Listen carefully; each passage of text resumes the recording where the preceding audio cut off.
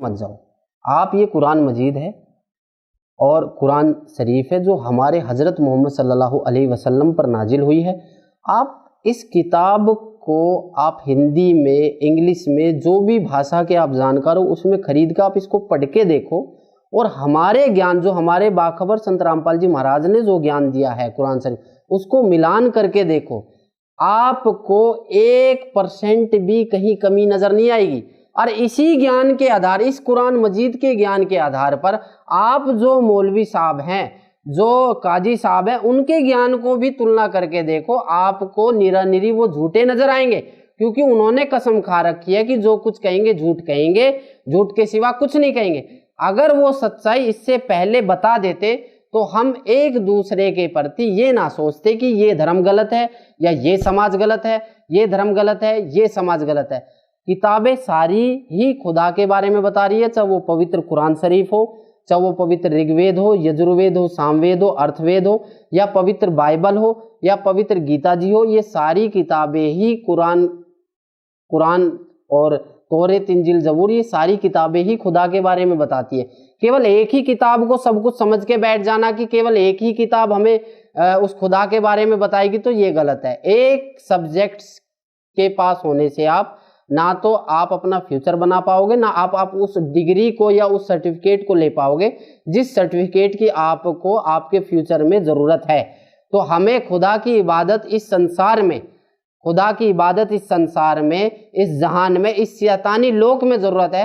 तो उसके लिए हमें सारे सब्जेक्टों को पढ़ना पड़ेगा और सारे सब्जेक्टों में पास होना पड़ेगा, तब जाके हम उस खुदा के रास्ते को अपना सकते हैं और उस खुदा के भेजे हुए बाखबर की पहचान कर सकते हैं। वो बाखबर संत रामपाल जी महाराज हैं, जिन्होंने कुरान मजीद, पवित्र गीता जी, चारों वेद, सभी शास्त्रों का जो गहरे से गूढ़ ज्ञान जो है हमें सिंपल वे में बता दिया, ताकि हम उस खुदा की, उस परवरदिगार की, उस अल्लाह ताला की पहचान कर सके और उसकी इबादत कर सके।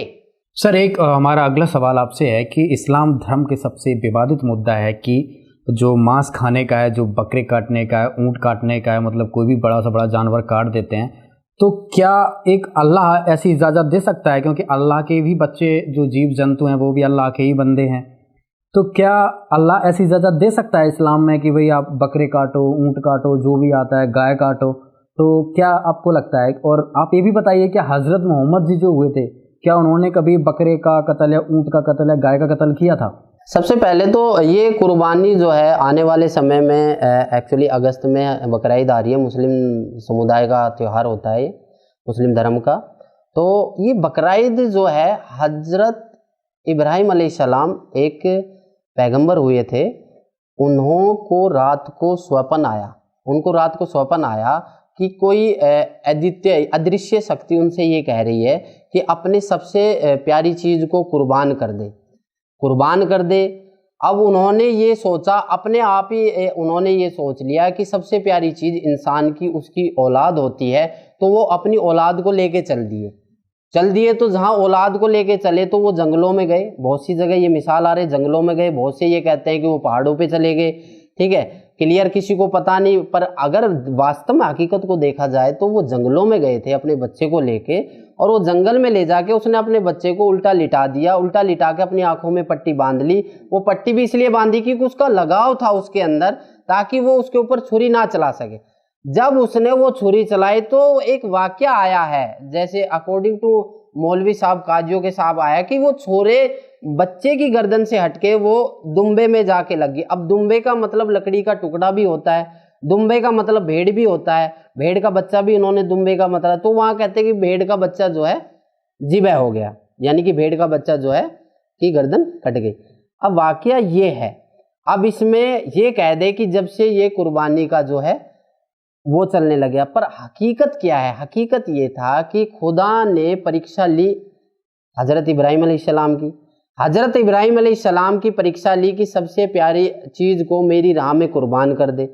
उनका गलत तरीका था, उन्होंने अपनी बुद्धि से ये लगा लिया कि खुदा जो है मेरे बच्चे की कुर्बानी मांग रहा है, यानी कि मेरे बच्चे का सर मांग रहा है। तो खुदा को यदि मंजूर होता तो बच्चे का ही सर कटता, तो इसका मतलब खुदा को कुर्बानी मंजूर ही नहीं है। ठीक है, दूसरी बात ये, अब वाक़या आता है हमारे पैगंबर जो लास्ट एंड फाइनल है, जो हमारे हजरत मोहम्मद सल्लल्लाहु अलैहि वसल्लम, उनकी जीवनी में आप ये बता दो कि कबीर बोध के अंदर भी हमारे कबीर साहिब सतगुरु रामपाल जी महाराज ने बता रखा है, बाखबर संत रामपाल जी महाराज ने कबीर बोध के अंदर दिखा रखा है, नबी मोहम्मद नमस्कार है राम रसूल कहाया, 1,80,000 की सौगंध जिन्होंने नहीं करद चलाया। तो ये वाणियाँ बाखबर संत रामपाल जी महाराज ने कबीर बोध के अंदर से हमें बताया है। इसका मतलब क्या है कि उसने अपने जीवन काल के अंदर कभी भी किसी भी जानवर की ज़िबह नहीं करा, किसी भी जानवर को कुर्बानी नहीं दी। जब हम फॉलो मोहम्मद साहब को कर रहे हैं, हम अपने नबी को फॉलो कर रहे हैं, तो नबी की बातों को हम कितना तवज्जो दे रहे हैं, क्या ये कभी जिंदगी में हमने किसी मुस्लिम भाइयों ने सोचा है? नहीं सोचा। हम एक आयत पढ़ते हैं, औज़ु बिल्लाहि मिनश शैतानिर रजीम बिस्मिल्लाहिर रहमानिर रहीम, बकरे की गर्दन के ऊपर छुरी चला देते हैं। इस आयत का मतलब क्या है कि शुरू करता हूँ खुदा का नाम लेकर जो बड़ा मेहरबान और निहायत रहम वाला है। तो उस गर्दन पे जब हम इस आयत को पढ़ के चला रहे हैं, इस सूरे को पढ़ के उसकी गर्दन पे छुरी को चला रहे हैं, तो इसका मतलब यह है कि क्या उस गुनाह का हकदार खुदा हो गया? उस गुनाह का हकदार खुदा तो नहीं हुआ। जब खुदा ने कुरान मजीद के अंदर, या खुदा कुरान मजीद को बोलने वाला खुदा, या मोहम्मद साहब की जीवनी के अंदर, या मोहम्मद साहब के पूरे जीवन काल में कहीं भी किसी भी चीज़ को कत्ल नहीं किया जाता था, ज़िबह नहीं किया जाता था, तो हम इन चीज़ों को क्यों कर रहे हैं? फिर हम ये सोचते हैं कि ये खुदा का आदेश है। ये केवल हमारे मौलवी साहब काजियों का आदेश है, ना कि खुदा का आदेश है। जिस दिन हम इस बात को समझ जाएंगे, उस दिन हमें वाकई में पता लग जाएगा कि जितने बकरों की, या जितने मुर्गों की, जितने गायों की, या जितने 4 पैर के जानवरों की हम ज़िबह कर रहे हैं, उनका कितना भारी गुनाह हमें अपनी ज़िंदगी के अंदर और आने वाले यहाँ से जब हम इंतकाल होने के बाद जब हमें भुगतने पड़ते हैं, वो कितना एक जो सर्कल जो बाखबर संत रामपाल जी महाराज ने बता रखा है, उसके हिसाब से यदि हम ज्ञान को आधार बनाकर देखा जाए तो कितना बड़ा गुनाह और कितना बड़े पाप के भागीदार बन रहे हैं। शहजाद जी, जैसा कि आपने बताया आपके पैगंबर को सपने में या फिर एक ऐसी अदृश्य आवाज़ आई कि भाई अपनी प्यारी चीज़ को कुर्बानी दो, तो उन्होंने अपने लड़के की कुर्बानी देने के लिए चले। तो फिर सारा मुस्लिम समाज है, तो जो बकरीद पे जब कुर्बानी का दिन आता है, तो उस दिन अपने परिवार की, अपने लड़कों की कुर्बानी क्यों नहीं देते हैं, या अपने बकरों की कुर्बानी क्यों देते हैं? सर, आपने बहुत बढ़िया क्वेश्चन करा मैं, और मैं जितने भी आपके चैनल के माध्यम से ये बताना चाहता हूँ कि जितने भी बंदे देख रहे हैं, कभी लॉजिक सोचा है किसी ने कि वास्तव में जिस खुदा, जो मुस्लिम धर्म इतना पवित्र धर्म है, जहाँ पर जिसमें शराब पीना हराम बता रखा है, नाचने गाने हराम बता रखे, फिल्में देखने हराम बता रहे, यहाँ तक कि लेडीज़ों को श्रृंगार करना भी हराम बता रखा है, वहाँ पर वो ये कह रहा है कि कुरान शरीफ को बोलने वाला खुदा, या फिर वो निराकार शक्ति ये कह रही है कि भाई वहाँ पर जाके किसी को, जो एक इब्राहिम अलैहिस्सलाम को स्वप्न आया और उसने अपने बेटे की कुर्बानी देने के लिए गया, और उसका बेटे की भी कुर्बानी को मंजूर नहीं किया, और वो खुदा एक बकरे की, एक भेड़ की, या एक गाय की कुर्बानी मांगेगा? ऐसा कुछ नहीं था। खुदा कभी किसी को आदेश नहीं देता, ना खुदा ने कभी किसी की हत्या के लिए बोला, ना खुदा ने ये बोला कि ज़िबह कर दो, ऐसा कुछ आदेश नहीं है कुरान शरीफ के अंदर।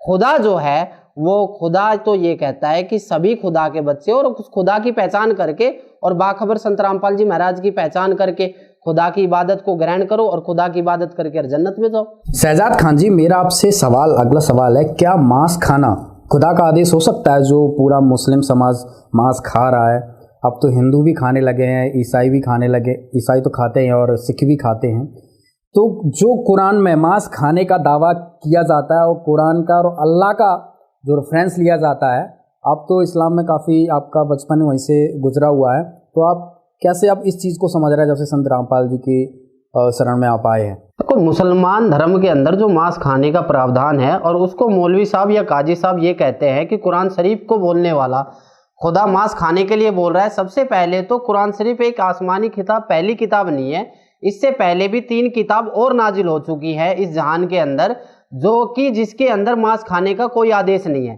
ठीक है, उसमें भी उस खुदा ने, उस परवरदिगार ने हमें फल खाने के लिए बोला गया है। ठीक है, जैसे तौरेत है, इंजील है, जबूर है, जो कि आज उनका रूपांतर बाइबल है। ठीक है, जिसमें ये बोला गया है कि उस खुदा ने, उस परवरदिगार ने, उस परमेश्वर ने हमें फलदार वृक्ष, फलदार फल खाने के लिए बोला गया है। मांस खाने का आदेश जो है कुरान शरीफ के अंदर जो बताया गया है वो शैतान का है, ना कि खुदा का है। नहीं, आप एक बात मानिए, हजरत मोहम्मद साहब जो सबसे बड़े हमारे नबी थे, उनसे बड़ा मेरे ख्याल में कोई सच्चा मुसलमान इस जहान के अंदर नहीं है, ना उनसे ज़्यादा किसी उनके जैसी इबादत करने वाला कोई है। तो उन्होंने भी तो मांस को नहीं छुआ, उनके 1,80,000 शिष्य हो गए, उन्होंने मांस को नहीं छुआ। जो कि हमारे बाखबर संत रामपाल जी महाराज ने भी उनका रेफरेंस दिया है कि नबी मोहम्मद नमस्कार है राम रसूल कहाया, और 1,80,000 की सौगत जिन्होंने नहीं करत चलाया। तो इसका मतलब यह है कि नबी मोहम्मद जो रसूल थे उनको उनके 1,80,000 शिष्य होने के बाद भी उन्होंने मांस खाने का आदेश नहीं दिया। और जितना भी आज का जो मुसलमान समाज है वो हमारे मोहम्मद सल्लल्लाहु अलैहि वसल्लम के बताए हुए मार्ग पे चलता है। ये बताते हमें मौलवी साहब, बट उनके बताए हुए मार्ग पे चलने से पहले उनके जो कर्म है उन्होंने मांस को नहीं खाया और ये मुसलमान खाते हैं। तो आप बताइए खुदा का आदेश कहाँ है? अगर खुदा का आदेश तो मोहम्मद साहब ने भी तो फॉलो करना था। अगर खुदा का ये आदेश होता, ये शैतान का आदेश है, ना कि खुदा का आदेश है। कुरान में लिखा हुआ है तो आपको क्या लगता है कुरान में शैतान आदेश कर रहा है? देखो, कुरान शरीफ जो है उसमें अगर कुरान शरीफ पूरी तरीके से ही कंप्लीट बुक है तो कुरान शरीफ के बारे में कुरान शरीफ बोलने वाला खुदा ये नहीं कहता कि उस खुदा के बारे में किसी बाखबर से पूछ कर देखो। सबसे पहली बात तो अगर हम कुरान शरीफ को ही एक कंप्लीट बुक मान के चलेंगे तो हम उस खुदा की इबादत का तरीका और उस खुदा के बारे में कभी जिंदगी में हमें पता ही नहीं चल पाएगा। उसके बारे में तो हमें ये फॉलो करना है कि कुरान शरीफ को बोलने वाला खुदा जो कि मोहम्मद साहब को ये डायरेक्शन दे रहा है कि जिस खुदा के बारे में जानना चाहता है, या जिसने आसमान और जमीन जो कुछ इसके दरमियान 6 दिन में बनाया, 7वें दिन तक पर जा विराजा, उसके बारे में किसी बाखबर से पूछ कर दे। तो कुरान शरीफ का ज्ञान तो भाई साहब यही है कि कुरान शरीफ का ज्ञान यही कहता है कि हमें उस बाखबर संत रामपाल जी महाराज की तलाश करनी चाहिए, तो हमें सच्चे खुदा की इबादत करने का तरीका बताएगा। सर, जैसा कि आपने बताया हुई कुरान में शैतान ने मांस खाने का आदेश दिया, तो शैतान ऐसा क्यों करता है? शैतान इसलिए करता है क्योंकि शैतान नहीं चाहता कि हम अपने जन्नत में वापस जाएं। शैतान नहीं चाहता कि हम उस परवरदिगार की पहचान कर ले। शैतान नहीं चाहता कि हम उस बाखबर संत रामपाल जी महाराज की पहचान करके उसके द्वारा बताए हुए भक्ति साधना को ग्रहण करके और उस कबीर खुदा की इबादत करे, जहां जाने के बाद जहां वो कबीर खुदा जन्नत में विराजमान है, और जहां जाने के बाद हम इस दोबारा शैतान लोक में नहीं आएंगे। ये शैतान चाहता है ताकि हमें वो मांस आहारी बना दे। नहीं, आप एक बात बताओ, आज के टाइम में सभी समाज के समुदाय के लोग मांस खाते हैं। यदि मुस्लिम समाज मांस को छूता नहीं तो कोई भी धर्म या समुदाय का लोग मांस को नहीं खाता।